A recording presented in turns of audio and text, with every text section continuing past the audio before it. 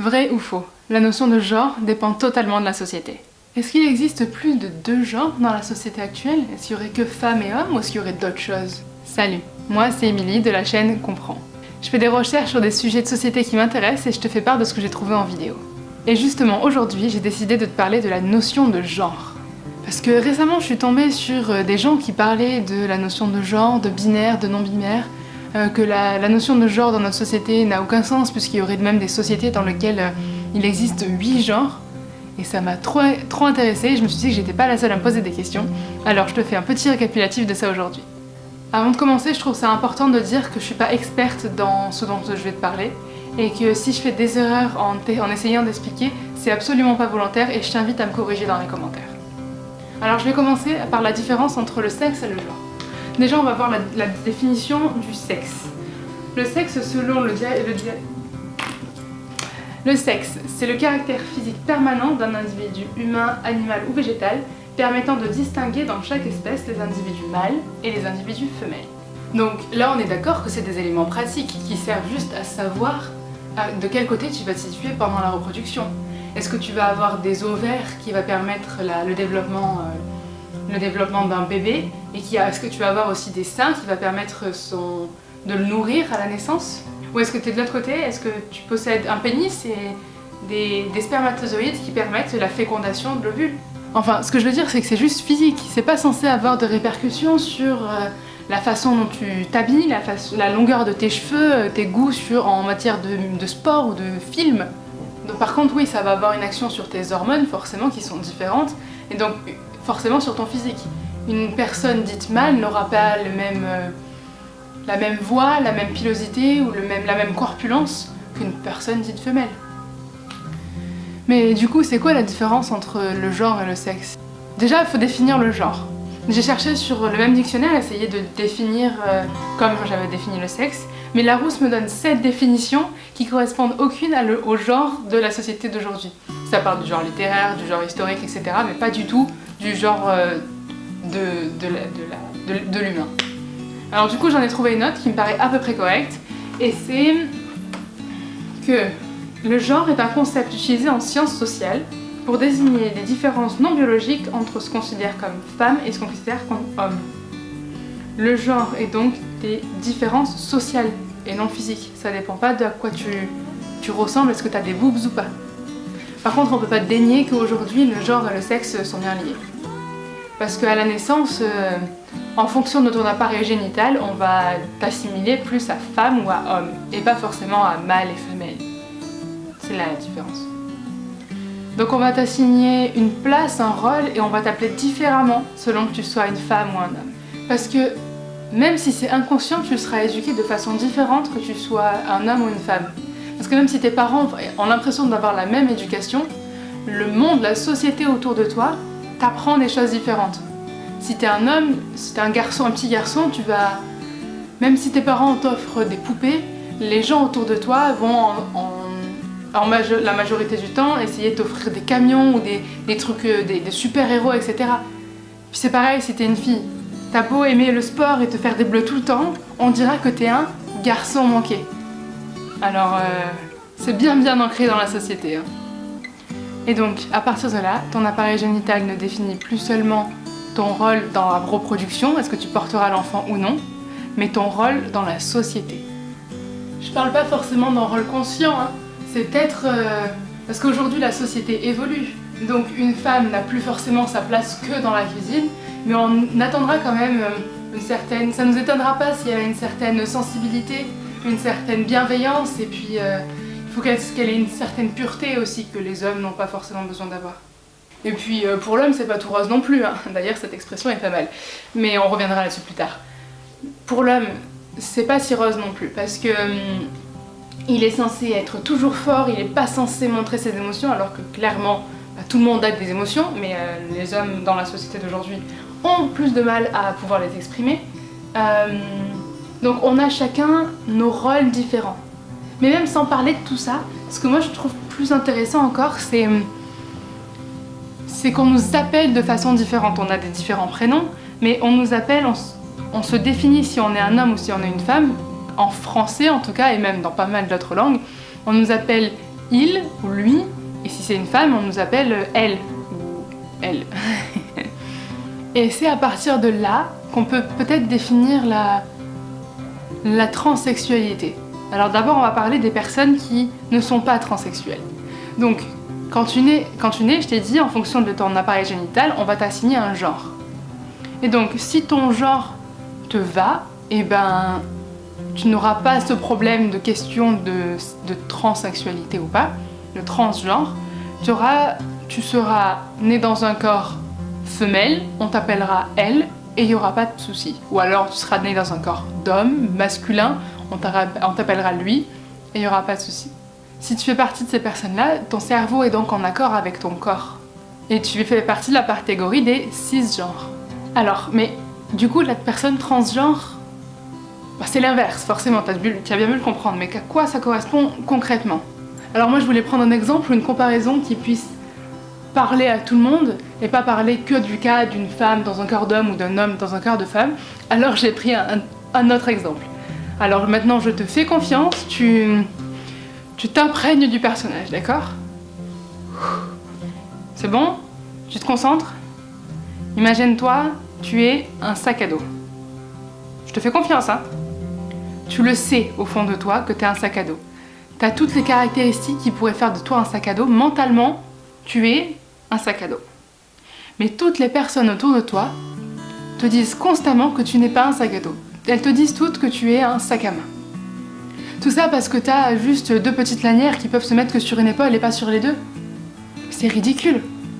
Si les gens t'écoutaient et te laissaient parler, ils sauraient que tu es un sac à dos.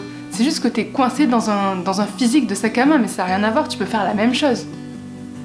Et puis toi, tu sais, au fond, ça te fait hyper mal. T'en as marre que les gens t'appellent et te voient différemment. Alors là, t'as 2 choix. Dans un premier temps, soit tu changes totalement ton physique, tu fais agrandir tes bretelles pour pouvoir en mettre une sur chaque épaule, et tu mets la zip, le zip là au bon endroit pour que tu puisses fermer et que tout le monde ait l'impression que physiquement t'es un sac à dos, donc tout le monde t'appelle un sac à dos, et au moins ils se trompent pas quand ils t'appellent, quand ils parlent de toi et quand ils veulent te ranger dans la bonne case, dans la bonne case dans l'armoire, au bon endroit.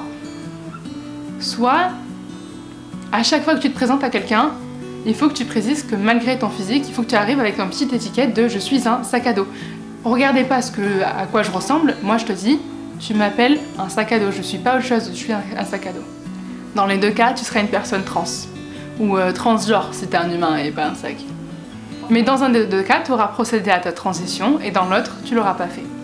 Ça change pas qui tu es concrètement, et ça change pas que tu corresponds pas au physique que tu avais quand tu es né. Après là, je sais que je parle beaucoup de rôle et de capacité, etc. Mais c'est beaucoup plus que ça, c'est la plupart du temps, c'est surtout sur l'identité, sur la façon dont les gens t'appellent.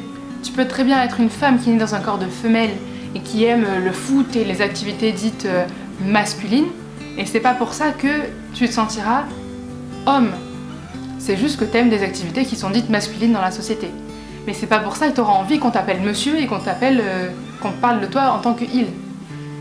Et pour autant, tu peux être un homme né dans un corps de femelle qui aime se maquiller, qui aime avoir les cheveux longs et qui aime aller faire du shopping, et pourtant tu ne te sens quand même pas femme, tu te sens homme parce que tu es un homme à l'intérieur, tu as envie que malgré que tu ressembles à une femme physiquement, on t'appelle monsieur, et que même si tu te maquilles et même si tu as les cheveux longs, tu as quand même envie qu'on t'appelle monsieur.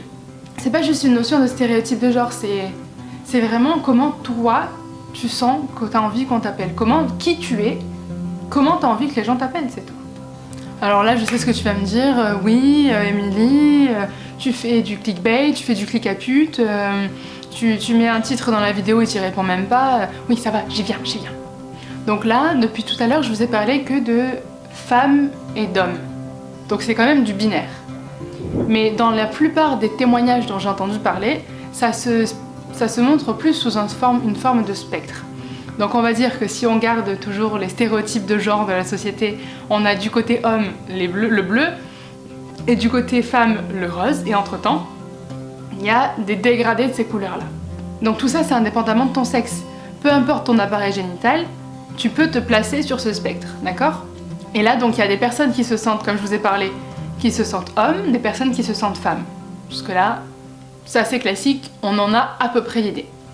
Mais ça va plus loin que ça, puisqu'il s'agit d'un spectre, il y a des personnes qui se situent en plein milieu, qui se situent entre les deux, qui se situent, etc. Donc, il y a ces deux genres-là, et il y a le milieu. Le milieu, il s'agit de personnes qui... Il y a deux types de personnes qui se situent au milieu. Soit celles qui sont neutres, donc c'est les personnes qui ne se sentent ni homme ni femme, et qui n'ont pas besoin de se sentir homme ou femme, elles sont simplement neutres. Soit les personnes qui sont les deux en même temps. Voilà, c'est pas exact, ça se définit pas de la même façon, et c'est les personnes qui sont les deux en même temps.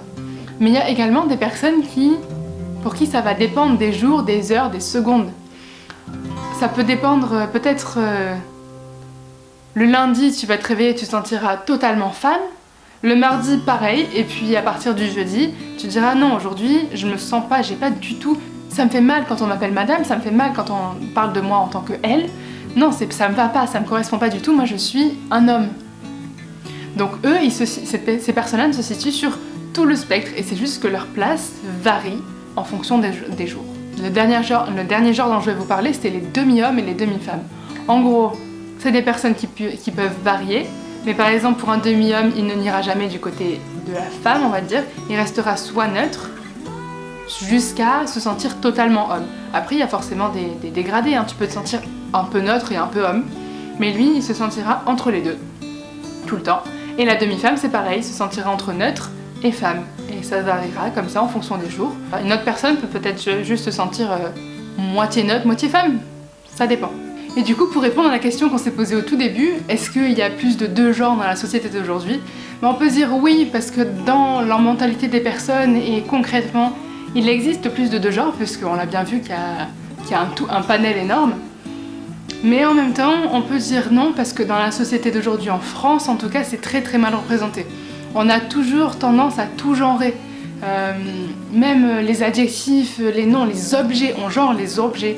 Alors, oui, il existe concrètement différentes façons de voir les choses, mais une personne féminine, on va l'appeler elle, et une personne masculine, on va l'appeler il. Puis il n'existe rien pour les personnes neutres, on va dire, et puis on sait pas non plus comment il faut accorder les adjectifs, etc. Alors pour répondre à la question, oui ça existe, mais c'est pas du tout bien représenté dans la société aujourd'hui. Mais du coup j'ai envie de revenir sur un point qui m'intéresse parce que j'ai pas la réponse. Comment ça se passe du coup comment on appelle les personnes qui sont neutres? Si on dit pas il, si on dit pas elle, parce qu'en anglais on peut utiliser they, mais en français il n'y a pas. Comment on fait? Hello, moi c'est Émilie de la vidéo de vendredi. Je viens juste très rapidement pour te dire que la question que tu te poses là actuellement, je vais y répondre dans la vidéo de vendredi. Donc ça sert à rien de réfléchir des années et tout, tu t'attends vendredi et puis tu viens voir la vidéo, hein? Ah ok cool, et ben je viendrai vendredi alors. Ah oui, et puisque je viens du futur, et ben j'ai envie de te dire que je te vois en fait, toi qui regardes ma vidéo et qui n'est pas abonné. Et en fait c'est trop dommage pour toi parce que je vais sortir d'autres vidéos du même style. Si celle-là t'a plu et que t'es resté jusqu'à la fin, bah c'est que t'as envie de regarder les autres, alors abonne-toi. Moi ça me fait plaisir et puis toi, au moins tu loupes rien. D'accord? Ouais, ça je suis totalement d'accord avec elle. Alors voilà, abonne-toi et si la vidéo t'a plu, bah mets un petit like parce que ça fait toujours plaisir. Et reviens vendredi. Allez, à plus, à vendredi hein.